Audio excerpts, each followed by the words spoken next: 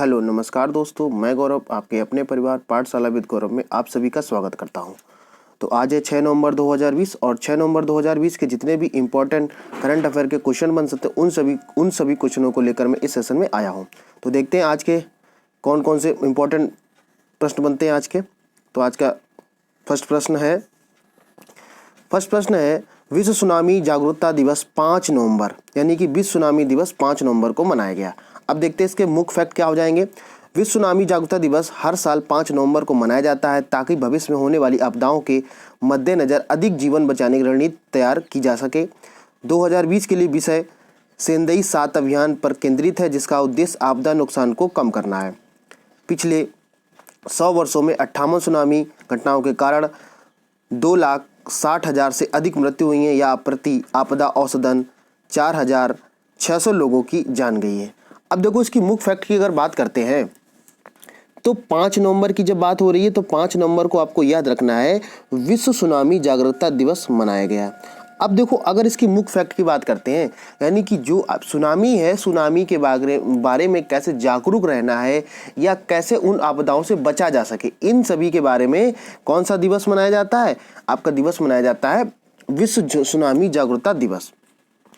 अब देखो इसमें अगर हम इसकी बात करें, मैंने आपको पहले ही बताया था कि जिसमें विषय यानी कि थीम की बात होती, थीम आपको बहुत याद रखना है सेंदई 7 अभियान। ठीक है, अगर इसकी बात करें तो इसकी थीम क्या हो जाएगी, सेंदई 7 अभियान। अब इसका अगर उद्देश्य की बात करें तो आपदा नुकसान को कम कर रहे हैं, यानी कि जो भी आपकी आपदाएं हो रही हैं सुनामी कर, उन आपदाओं को कम करना क्या हो जाएगा, इसका मुख्य उद्देश्य हो जाएगा। अगर यहीं पे बात करें कि पिछले 100 वर्षों में, ठीक है, अगर पिछले 100 वर्षों की बात करें तो कुल मिलाकर टोटल कितनी 58 सुनामी घटनाओं के कारण इतने 2,60,000 लोगों की मृत्यु। अगर औसत की बात करें तो कितना आंसर हो जाएगा, 4,600 लोगों की मृत्यु यहाँ पे हो गई है। आई थिंक आप लोगों को पूरी बात समझ में आ गई होगी। आगे यहाँ से क्वेश्चन कौन कौन से बन सकते हैं। पहला क्वेश्चन तो ये बन सकता है कि विश्व सुनामी जागरूकता दिवस कब मनाया जाता है, तो आंसर क्या हो जाएगा, इसका 5 नवंबर हो जाएगा। और अगर इसकी हम बात करते हैं कि आखिर इसमें इसकी थीम क्या है, तो थीम इसमें क्या हो जाएगा, थीम इसमें हो जाएगा सेंदई 7 अभियान, इसकी थीम हो जाएगी। ठीक है, और पिछले 100 वर्षों की अगर हम गणना करें तो 58 सुनामी घटनाओं के कारण करीब कितनी टोटल 58 सुनामी आई है, उसके कारण कितना 2,60,000 से अधिक मृत्यु यहाँ पे हो गई है। आई थिंक आप लोगों को पूरी बात समझ में आ गई है। आज का नेक्स्ट क्वेश्चन देखते हैं क्या है। आज का नेक्स्ट क्वेश्चन है प्रसार भारती ने 51 शिक्षा टीवी चैनल लॉन्च करने हेतु MOU पर हस्ताक्षर किए। प्रसार भारती ने 51 DDH शिक्षा चैनल लॉन्च करने हेतु Bhaskaracharya national institute for space application and geo informatics MEITY के साथ MOU के साथ किया है। अच्छा, इसके बाद में ये टीवी चैनल सभी DD फ्री डिश दर्शकों को DD द्वारा प्रदान किए जाएंगे। घटक की अगर बात करें, स्वयं प्रभा 22 चैनल कक्षा 1 से कक्षा 12 के लिए, ई विद्या NCERT कक्षा 12 के लिए, वंदे गुजरात सरकार के लिए 16 चैनल और डिजी साला 1 चैनल। अब देखो अगर इसकी बात करते हैं कि जैसा कि आप लोगों को पता ही होगा कि यहाँ पे प्रसार भारती की बात हो रही है। प्रसार भारती ने क्या की है, आपके 51 टीवी चैनल लॉन्च कर दिए हैं। किसने, प्रसार भारती ने 51 टीवी चैनल लॉन्च कर दिए हैं। अब अगर यहीं पे बात करते हैं कि ये जो टीवी चैनल हैं ये लॉन्च किए गए हैं, इनकी अगर हम बात करें, ये आपके सभी चैनल कैसे होंगे, पहली बात तो फ्री होंगे। और ये कहाँ मिलेंगे, DD फ्री डिश आती है, यानी DD फ्री से जितने भी फ्री चैनल आते हैं उन सभी पे ये प्रोवाइड किए जाएंगे। ठीक है, कौन कौन से ये चैनल प्रोवाइड किए जाएंगे। अब अगर यहीं पे बात करते हैं कि उन चैनल में जो 51 चैनल है वो कौन कौन से हैं, तो आपको स्वयं प्रभा के 22 चैनल हो जाएंगे यहाँ पे। और इसमें क्या होगा इसके बाद में कक्षा 1 से 12 तक के लिए ई विद्या NCERT चैनल और वंदे गुजरात के लिए 16 चैनल और यहीं पे डिजी साला का 1 चैनल। बात समझ में आ गई ना। और अगर इसके उद्देश्य की बात करते हैं तो हर परिवार को 24/7 निःशुल्क शिक्षा प्रदान की जाएगी। ठीक है, जैसा कि आपको पता ही है कि शिक्षा के ऊपर इतना सारा काम हो रहा है, तो उन्हीं को देखते हुए कोविड-19 के कारण क्या हुआ, आपके कुछ एजुकेशनल चैनल को लॉन्च किया गया है। ठीक है, वो चैनल कितने 51 चैनल है, ये आप लोगों को याद रखना है। ठीक है, उसमें आपका स्वयं प्रभा के 22 चैनल है और अगर NCERT की बात करते हैं तो ये भी आपके 12 चैनल है कुल मिला के, वंदे गुजरात 16 चैनल है और डिजी साला 1 चैनल है। ठीक है, ये आपके 24 घंटे क्या रहेंगे, 24 घंटे इनका प्रसारण किया जाएगा। आई थिंक आप लोगों को समझ में आ गया होगा। आगे देखते हैं नेक्स्ट क्वेश्चन क्या है। आज का नेक्स्ट क्वेश्चन है, महिलाओं के नेतृत्व वाले 6 स्टार्टअप ने कोविड-19 श्री शक्ति चैलेंज जीता। महिलाओं के नेतृत्व वाले 6 स्टार्टअप के लिए यूएन वुमेन के सहयोग से माई गवर्नमेंट द्वारा आयोजित कोविड-19 श्री शक्ति चैलेंज जीत लिया है। चैलेंज महिलाओं को स्टार्टअप हित प्रोत्साहित के लिए अप्रैल 2020 में आयोजित किया गया था। 1265 प्रविष्टियों में 25 स्टार्टअपों को शॉर्टलिस्ट किया गया था। शीर्ष अगर 3 विजेताओं की बात करें तो आपका डीपी हो जाएंगे और गायत्री हेला और रोमिता घोष हो जाएंगी। अब देखो इसकी अगर फैक्ट की बात करते हैं तो ये भी समझ लेना है कि महिलाओं के नेतृत्व में क्या है, 6 स्टार्टअप के कोविड श्री शक्ति चैलेंज को जीत लिया है। ठीक है, पहली बात आपको ये पता होना चाहिए श्री शक्ति चैलेंज किसने अभी हाल ही में जीता, तो वो महिलाओं ने जीत लिया है। अब अगर इसकी बात करते हैं तो ये इसका मुख्य उद्देश्य क्या होगा, इसका मुख्य उद्देश्य होगा कि इसमें महिलाओं को स्टार्टअप प्रोत्साहित करने हेतु अप्रैल 2020 में ये आयोजित किया गया था। कब आयोजित किया था? 2 अप्रैल 2020 में ये आयोजित किया था। अगर इसमें टोटल अगर बात करें तो 1265 प्रविष्टियां थी, उनमें से केवल और केवल 25 को शॉर्टलिस्ट किया गया है। ठीक है, अगर इसकी विजेता की बात करें तो एक तो डीपी हो जाएंगी और दूसरी गायत्री हेला और तीसरी है आपकी रोमिता घोष। ठीक है, आई थिंक आप लोगों को समझ में आ गया होगा। देखो आपको फोटो में आपको दिख रहा होगा। ठीक है, आगे देखते हैं। तो ये चीज समझ में आ गई होगी कि श्री शक्ति चैलेंज अभी किसने जीता, तो महिलाओं ने जीता है। और उन महिलाओं में क्या है कि कितने शॉर्टलिस्ट किया गया, 25 को शॉर्टलिस्ट किया गया है। ठीक, अगर यहीं पे बात करते हैं तो कोविड-19 श्री शक्ति चैलेंज जीत लिया है। आगे देखते हैं आज का नेक्स्ट क्वेश्चन क्या है। आज का नेक्स्ट क्वेश्चन है, बिहार के पूर्व मुख्यमंत्री सतीश प्रसाद सिंह का निधन। बिहार के पूर्व मुख्यमंत्री सतीश प्रसाद सिंह 87 वर्षीय का दिल्ली के एक निजी अस्पताल में कोविड-19 का निधन हो गया है। वे बिहार के सबसे कम समय तक सेवा देने वाले मुख्यमंत्री थे, जिन्हें 1968 में केवल 5 दिनों के लिए बिहार के 6ठे मुख्यमंत्री बने थे। वह 28 जनवरी 1968 से 1 फरवरी 1968 के बिहार के मुख्यमंत्री रहे हैं। वे बिहार के पहले गैर उच्च जाति के मुख्यमंत्री भी थे। वह 1980 में बिहार के खगड़िया निर्वाचन क्षेत्र 7वीं लोकसभा के से चुने गए। अब देखो यहाँ पे मुख्य फैक्ट बहुत बन जाते हैं यहाँ से, क्योंकि अभी हाल ही में क्या है, आपके बिहार में चुनाव चल रहे हैं।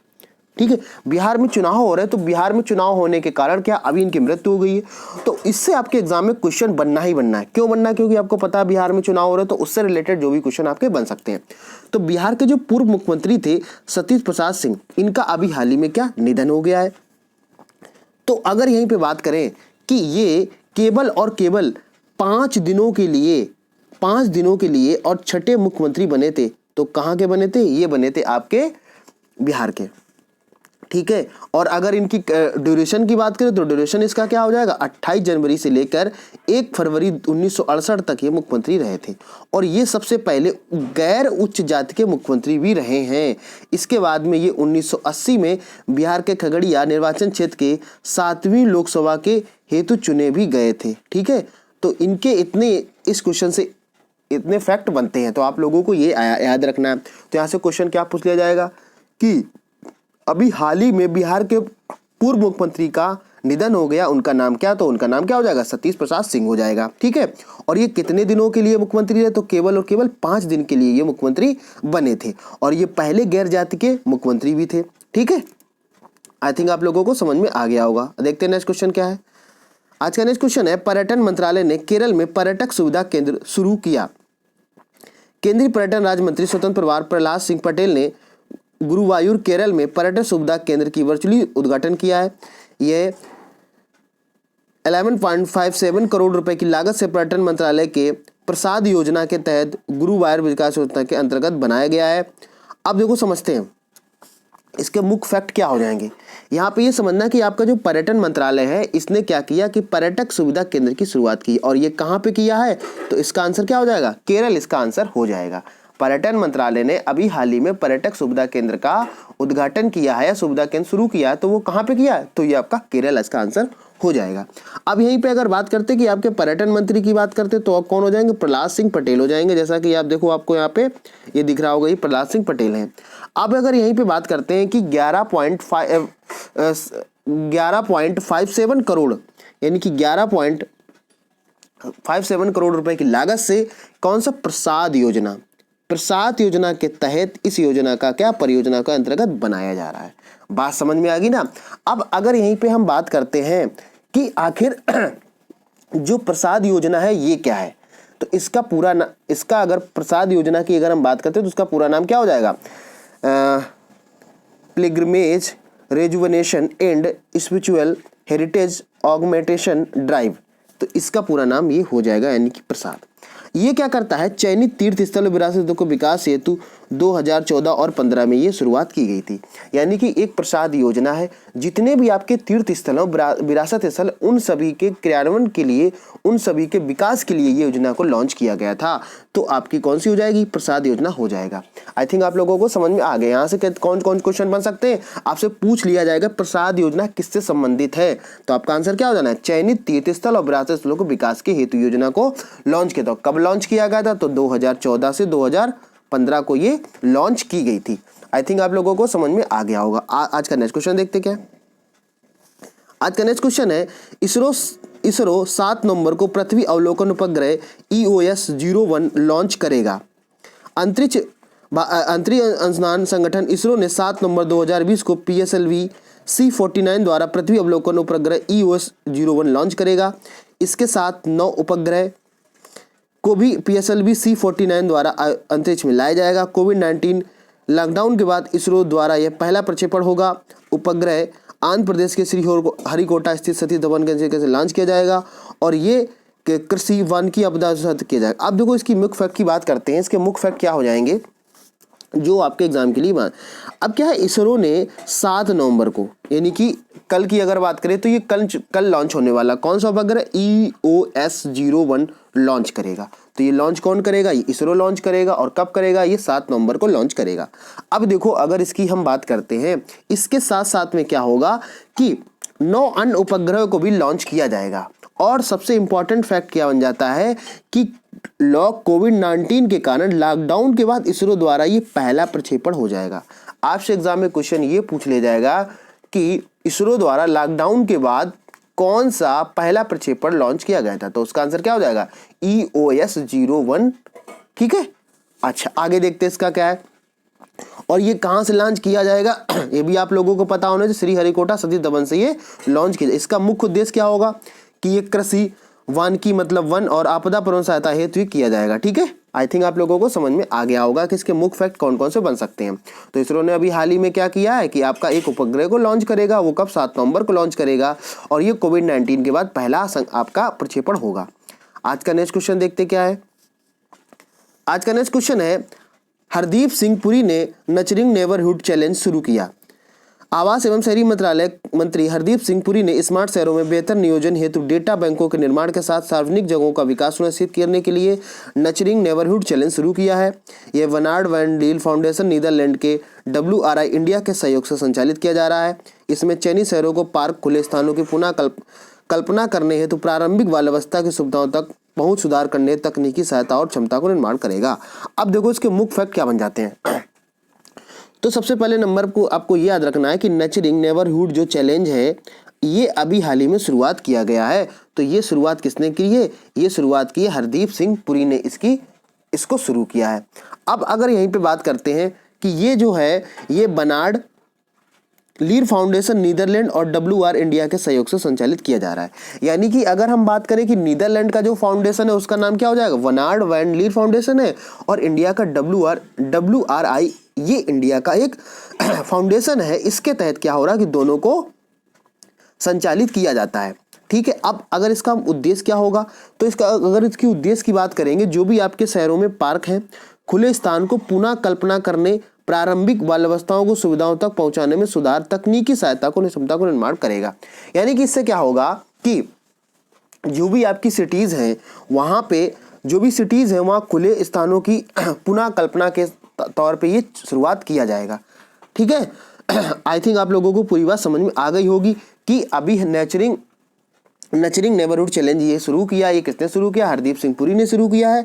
अगर यहीं पे बात करें इसमें दो लोगों ने सहयोग से ये काम किया जा रहा है। कौन कौन सा, एक तो नीदरलैंड और एक इंडिया।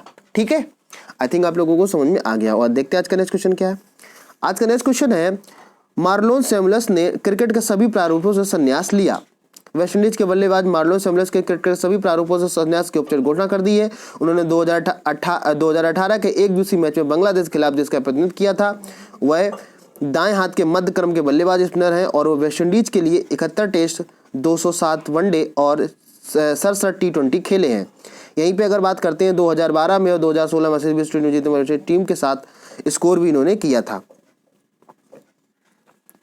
देखते हैं इसके मुख्य फैक्ट क्या हो जाएंगे। तो मार्लोन सैमुअल्स हैं, इन्होंने अभी हाल ही में क्या है, सभी प्रारूपों से संन्यास ले लिया है। सभी प्रारूपों से मतलब यहाँ पे ये है कि T20 हो जाएगा, वनडे हो जाएगा, टेस्ट मैच हो जाएगा, इन सभी से क्या संन्यास ले लिया है। तो उनका नाम क्या है, मार्लोन सैमुअल्स हैं। और ये अगर इनकी बात करें तो ये कहाँ के खिलाड़ी हैं, तो ये वेस्ट इंडीज के खिलाड़ी हैं। ये आप लोगों को फोटो में दिख रहे होंगे, ये कौन है, मार्लोन सैमुअल्स हैं। अब देखो यहाँ पे अगर बात करते हैं, इन्होंने क्या है कि इन्होंने 2008 में एक दिवसीय मैचों में बांग्लादेश के खिलाफ के प्रतिनिधित्व किया था, यानी कि 2018 में ये क्या था, इन्होंने सबसे पहला मैच खेला था।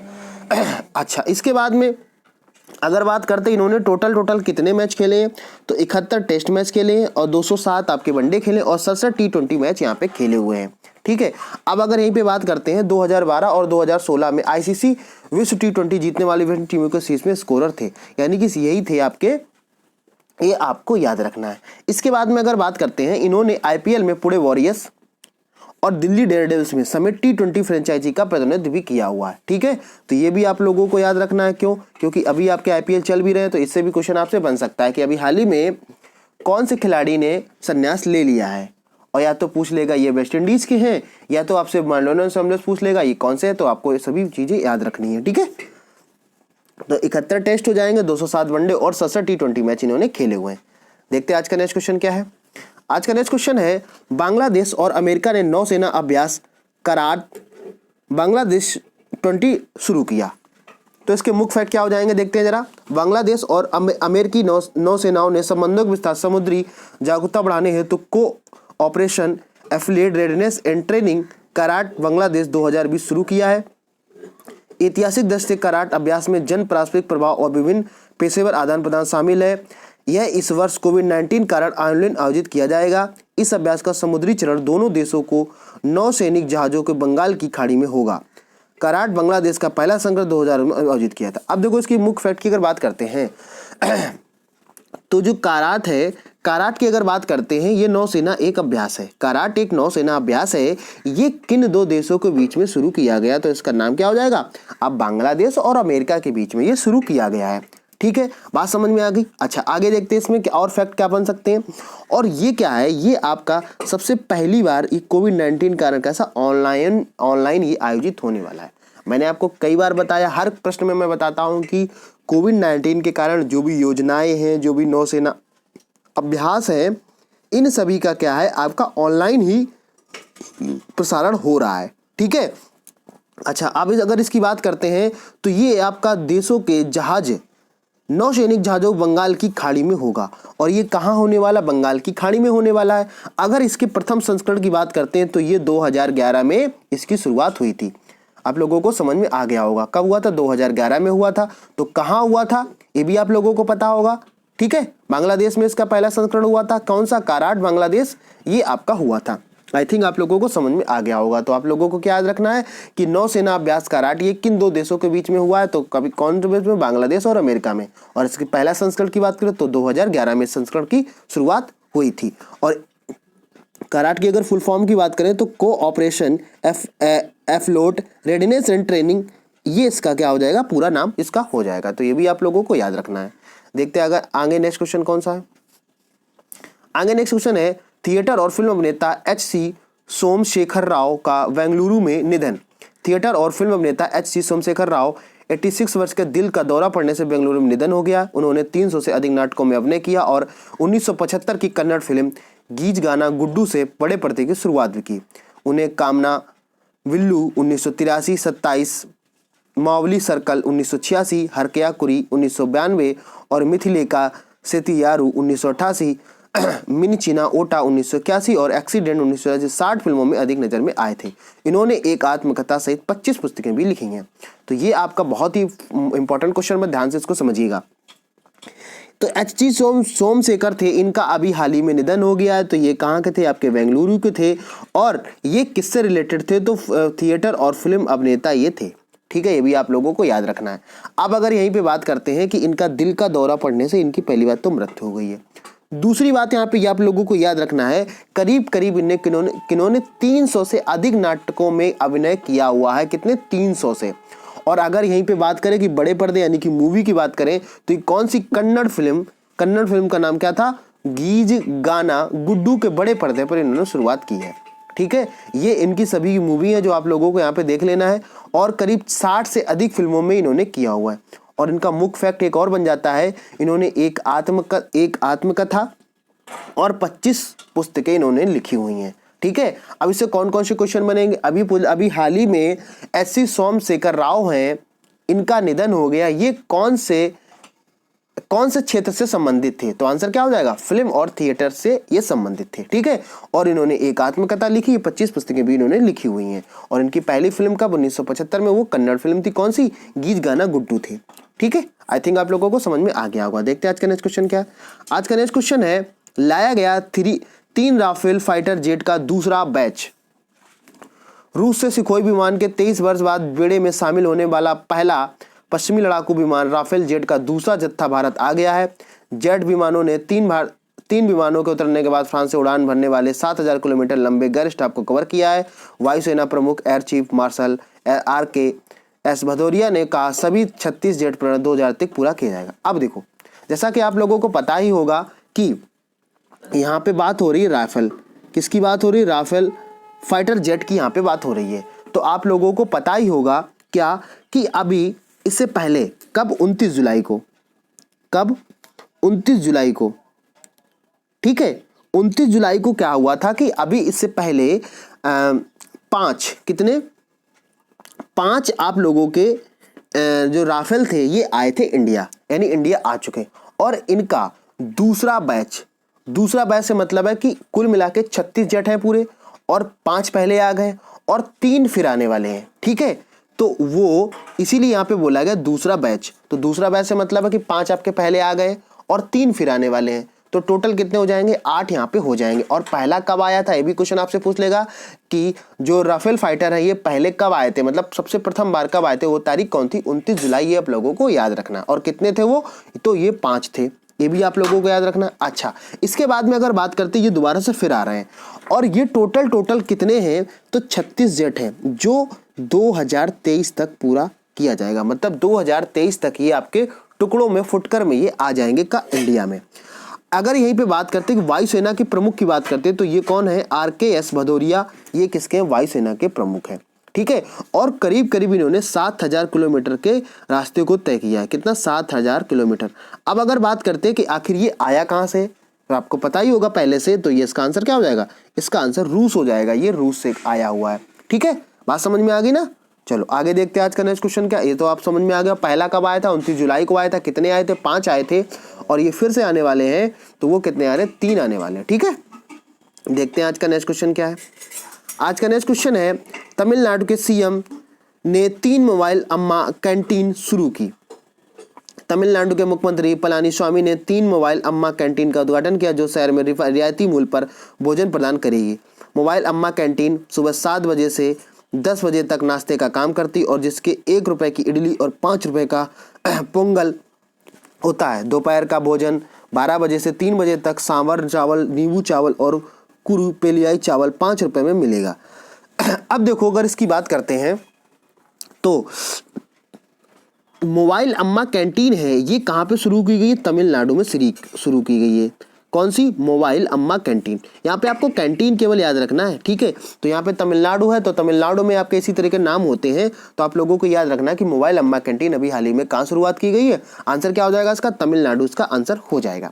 अच्छा, अगर इसकी मुख्यमंत्री की बात करते हैं, मुख्यमंत्री इसके कौन हो जाएंगे? पलानीस्वामी यहाँ के मुख्यमंत्री हो जाएंगे। अच्छा, देखते हैं कि इसमें मुख्य फैक्ट और का क्या बन जाते हैं। तो ये क्या होगा? सुबह 7 बजे से कितने? सुबह 7 बजे से 10 बजे तक इसमें नाश्ते का काम करेगा, यानी कि नाश्ते का काम सुबह 7 से 10 होगा। अच्छा, इसके बाद में क्या होगा? 1 रुपए की इडली और 5 रुपए का पोंगल यहाँ पे आपको मिलने वाला है। 1 रुपए की इडली 1 रुपए की एक होगी और 5 रुपए का आपका पोंगल होगा। अगर यहीं पे भोजन की बात करते हैं तो भोजन में क्या होगा? 12 बजे से 3 बजे तक इसमें काम करेगा और इसमें आपको चावल मिलेगा, सांभर मिलेगा और नींबू चावल और कुरुपिलाई चावल भी आपको 5 रुपए में मिलने वाला है। ठीक है, तो अभी हाल ही में अम्मा कैंटीन की शुरुआत कहाँ पे की गई? तमिलनाडु में की है। किसने शुरुआत की है?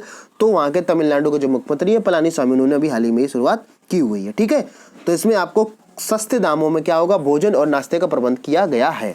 ठीक है, जो गरीब तबके वर्ग के लोग हैं उनको ये सुविधा मिल सके। आई थिंक आप लोगों को पूरी बात समझ में आ गई होगी। ठीक है, तो इसके बाद में क्या है कि ये कुछ हमारे सोशल मीडिया हैंडल हैं, आप यहाँ भी हमें फॉलो कर सकते हैं, फेसबुक पे और इंस्टाग्राम पे, ट्विटर पे और यूट्यूब पे। ठीक है, बात समझ में आ गई ना? तो आप लोगों को क्या करना है कि ज़्यादा से ज़्यादा इस वीडियो को शेयर करना, लाइक करना, और जो साथी इस चैनल पे नए हैं उन सभी को चैनल को सब्सक्राइब कर, ताकि डेली की अपडेट आप लोगों को इस चैनल पे आपको मिलती रहे। आई थिंक आप लोगों को पूरी बात समझ में आ गई। और जिन लोगों को पीडीएफ डाउनलोड करने में प्रॉब्लम हो रही है तो वो लोग क्या कर सकते हैं, हमारे टेलीग्राम चैनल पाठशाला विद गौरव को ज्वाइन कर लें। वहाँ से आप डेली के डेली पीडीएफ के द्वारा आप अपना रिवीजन कर सकते हैं। ठीक है, तो पूरी बात यहाँ पे समझ में आ गई होगी कि आप लोगों को क्या करना है। आपको डेली के डेली कंटिन्यू वीडियो को देखना है और देखने के साथ साथ फिर आपको पीडीएफ के द्वारा भी आपको रिवीजन करना है। इससे क्या होगा कि रिवीजन करने से आपको पूरी चीज़ें दिमाग में छप जाएंगी, पूरी की पूरी, कि सर ने क्या पढ़ाया था और किस तरीके से इसको याद करना है। ठीक है, पीडीएफ के लिए आप लोगों को क्या करना है, परेशान नहीं होना, टेलीग्राम पे जाना, टेलीग्राम पे पाठशाला विद गौरव को आपको ज्वाइन कर लेना, और जिसका लिंक आपको डिस्क्रिप्शन में मिल जाएगा। ठीक है, तो जो साथी नए हैं, फिर मैं उनसे बोला, जो साथी नए हैं उन लोगों को चैनल को सब्सक्राइब करना है, लाइक करना और शेयर करना, ज़्यादा ज़्यादा कमेंट करके बताना कि आज का सेशन आप लोगों को कैसा लगा। ठीक है, तो फिर मिलते हैं किसी नेक्स्ट वीडियो में नेक्स्ट अपडेट के साथ में। तब तक के लिए जय हिंद।